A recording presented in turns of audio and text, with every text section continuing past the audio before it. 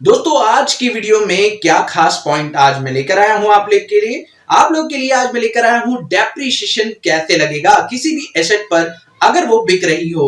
यानी तो आप लोगों को ये पता चलने वाला है इस वीडियो में कि किसी एसेट्स को जो कि आपकी ओल्ड है उसमें से कुछ पार्ट आप बेच दें अगर, तो कैसे आप बेच सकते हैं, और अगर वो ज्यादा महंगा बिक जाए तो उस पर फायदे नुकसान का कैलकुलेशन आप लोग कैसे कर सकते हैं बहुत ही सिंपल तरीके से। साथ ही मैं आपको बताऊंगा कि आपको पार्टीज की डिटेल्स को कैसे एंटर करना है। जी हाँ दोस्तों, पार्टीज की जीएसटी डिटेल्स को आपको कैसे एंटर करना है। अगर आपकी पार्टीज पहले से क्रिएटेड हैं और आपके बिजनेस में उसी पार्टी से आप काम कर रहे हैं तो आपको किसी भी पार्टी का जीएसटी नंबर अगर मिलता है इन फ्यूचर तो आप उसे कैसे एडिट कर सकते हैं। और साथ ही मैं आपको कैंसिल चेक का भी तरीका इस वीडियो में कंप्लीट बता दूंगा। अगर आपने प्रीवियस वीडियोस नहीं देखे हैं तो कोई बात नहीं, परेशान होने की जरूरत नहीं है। इस वीडियो में भी आपको कैंसिल चेक का एक तरीका मिल जाएगा। तो नमस्कार दोस्तों, मेरा नाम है अभिषेक, आप देख रहे हैं गाइड ऑफ मैथ चैनल। तो चलिए कुछ नया सीख लेते हैं। सब्सक्राइब कीजिए गाइड ऑफ मैथ चैनल को और बेल आइकन को दबाइए ताकि मेरी लेटेस्ट वीडियो का नोटिफिकेशन आपको मिलता रहे।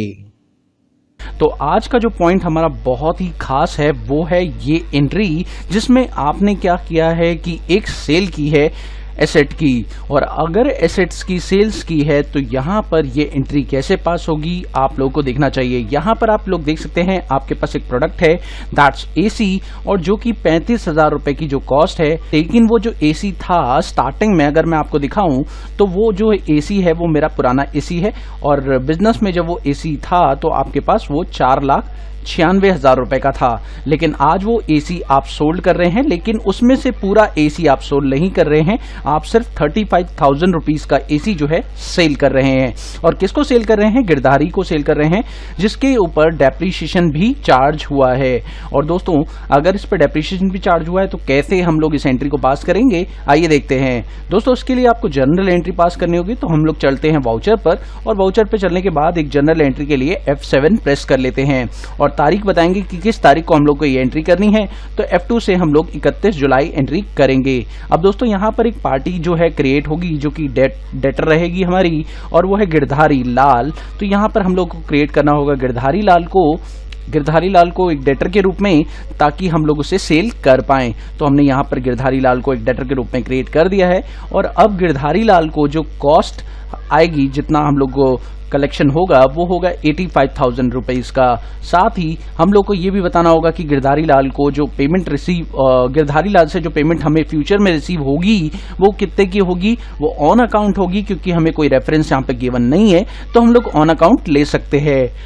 दोस्तों इसके बाद यहाँ पर डेबिट आप फिर से करेंगे, और डेबिट फिर से क्या करेंगे, डेप्रिसिएशन, क्योंकि डेप्रिसिएशन बिजनेस में एक एक्सपेंस है और डेप्रिसिएशन को यहाँ पर डेबिट आपको करना पड़ेगा। तो ऑल्ट सी से आप क्रिएट करेंगे डेप्रिसिएशन, और डेप्रिसिएशन के लिए आप लोग यहाँ पर लेजर क्रिएट करेंगे, और ये रहेगा आपका इनडायरेक्ट एक्सपेंस। इसमें कॉस्ट सेंटर को करिएगा आप नो, और यहाँ पर जीएसटी नॉट एप्लीकेबल। दोस्तों इस तरीके से ये एंट्री पास करनी है। डेबिट में जो डेप्रिसिएशन का अमाउंट रहेगा वो कितना रहेगा, चलिए देख लेते हैं।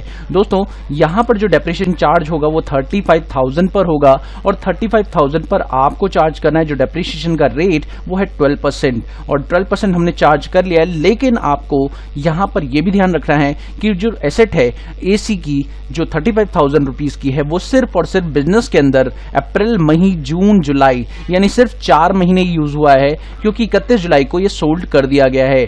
तो बिजनेस में ये 4 महीने यूज हुआ है, इसलिए 4 डिवाइड बाय 12 करिए। 4 महीने का अगर आप देखें तो 1400 रुपए का डेप्रिसिएशन आपका कैलकुलेट हो जाता है। तो यहां पर आपको लिखना है 1400 रुपए, उसके बाद एंटर कीजिए, और एंटर करने के बाद आप लोग यहां पर जो कर रहे हैं क्रेडिट उसे करिए एसी को क्रेडिट। अब एसी का जो बैलेंस आप देख रहे हैं वो 4,96,000 का क्रेडिट हो रहा है, लेकिन ऐसा कुछ भी नहीं होगा।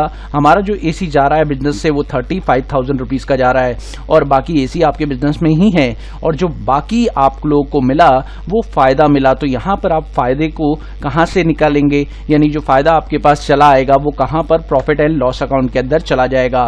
तो आपके पास जो भी यहाँ पे प्रॉफिट होगा इस ट्रांजेक्शन में वो सारा का सारा आप लोगों का प्रॉफिट एंड लॉस में अपने आप ही चला जाएगा। तो इस तरीके से हमारी ये एंट्री होगी। करेंगे एक्सेप्ट। दोस्तों यहाँ पर आप लोगों को कई सारी पार्टीज हैं जिनका आपको एड्रेस डिटेल्स एंटर करना है, जिसमें आपको एड्रेस डालना है, स्टेट डालना है, रेगुलर और टाइप डालना है और जीएसटी नंबर डालना है। तो दोस्तों एड्रेस तो इम्पॉर्टेंट इतना नहीं है, लेकिन स्टेट, रेगुलर और GST number very very important है, क्योंकि इसी के बेसिस पर आपके पार्टी का जो ट्रांजैक्शन है वो चलेगा। तो दोस्तों इसको कैसे एंटर करेंगे, इसके लिए आप यहाँ पर जो है क्या करेंगे, गेटवे ऑफ टैली पर अगर आप हैं तो यहाँ से आप लोगों को प्रेस करना पड़ेगा DO, और DO प्रेस करने के बाद आप यहाँ पे देखेंगे आपको अपडेट पार्टी GSTN दिखाई देगा। और यहाँ पर जैसे ही आप अपडेट पार्टी GSTN करेंगे, आपको जिस पार्टी का अपडेट करना है वो सारे के सारे कौन है यहाँ पर आपको देखना पड़ेगा। तो ये जो सारे हमारे पास पार्टीज हैं, ये डेटर भी हो सकते हैं और क्रेडिटर भी हो सकते हैं। तो हम लोग इसे अभी क्रेडिटर क्रिएट करेंगे, क्योंकि ये सारी की सारी पार्टी हमारी क्रेडिटर्स है। और देख सकते हैं आपको सारे क्रेडिटर्स का नाम यहाँ पे दिखाई दे रहा है। अब बस आपको करना ये है कि इनके स्टेट्स के बारे में यहाँ पर बताना है। तो इनका स्टेट क्या है, यहाँ पर देखिए ध्यान से, ये दिल्ली स्टेट के है, इनका रेगुलर है और इनका जीएसटी नंबर जो भी यहाँ पर है आप लोग इस तरीके से कॉपी करके यहाँ पे कर देंगे पेस्ट। एंड देन उसके बाद दूसरी पार्टी जो कि दिव्यांश इंडस्ट्री है, यहाँ नहीं दिया हुआ, जिसके बारे में कोई जानकारी आपके पास नहीं है, तो जिसके बारे में आपको जानकारी यहाँ पर दी गई है वो पार्टी को यहाँ पर करिए आप क्रिएट।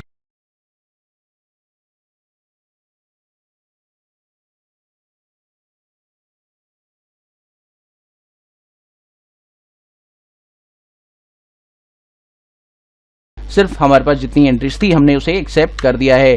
दोस्तों इस तरीके से मैंने क्रेडिटर को एंटर कर दिया है। अब कुछ क्रेडिटर्स यहाँ पर नहीं थे मेरे पास, तो मुझे वो क्रेडिटर्स क्रिएट करने हैं। तो मैं क्या करूंगा, इसके लिए क्रिएट पर जाऊंगा और क्रिएट सेक्शन के अंदर मुझे क्रेडिटर्स को क्रिएट करना होगा जो मेरे क्रेडिटर्स नहीं बने हुए। तो आप देख सकते हैं यहाँ पर महेश बाबू क्रेडिटर मेरे पास नहीं था, तो मैंने यहाँ पे कॉपी किया महेश बाबू का और यहाँ पर जो है पेस्ट कर दिया। उसके बाद यहाँ पर जो है हम लोग को क्या करना होगा,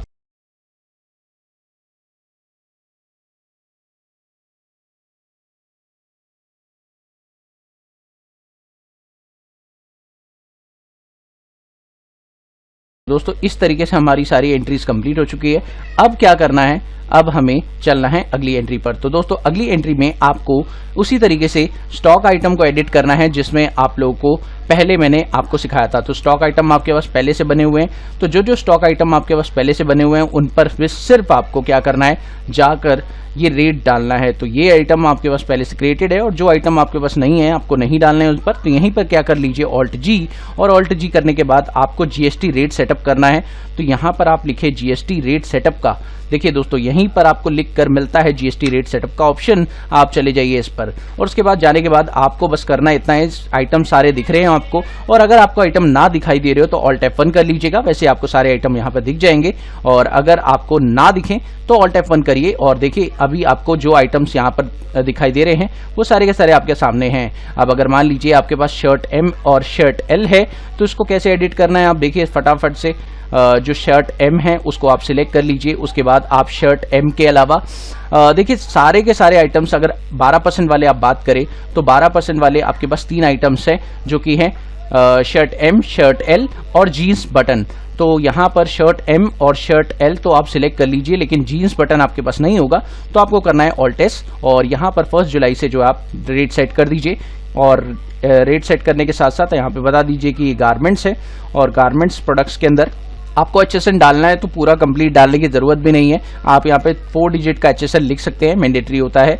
और उसके बाद टैक्सेबल लेने के बाद 12% आप ले लीजिए। बाकी प्रोडक्ट्स नहीं है तो बाकी प्रोडक्ट्स आपको बाद में बनाने होंगे।